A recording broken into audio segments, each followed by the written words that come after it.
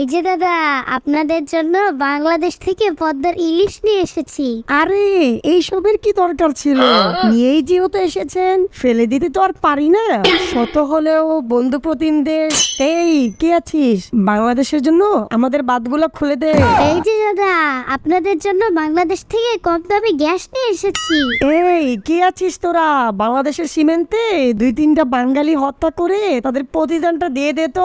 এই যে দাদা, আপনাদের জন্য বাংলাদেশ থেকে কম দামি সস্তায় ট্রানজিট সুবিধা নিয়ে এসেছি।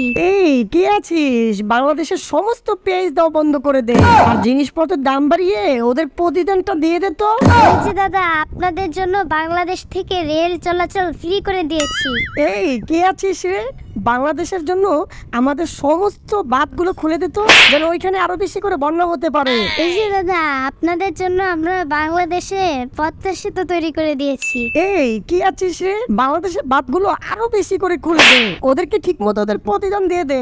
দাদা, আপনাদের জন্য এত কিছুই দিলাম, আপনারা আমাদের জন্য কিছুই দিলেন না। কি যে বলেন না দাদা, আপনাদেরকে এত কিছু দেওয়ার পরও আপনাদের মন ভরছে না।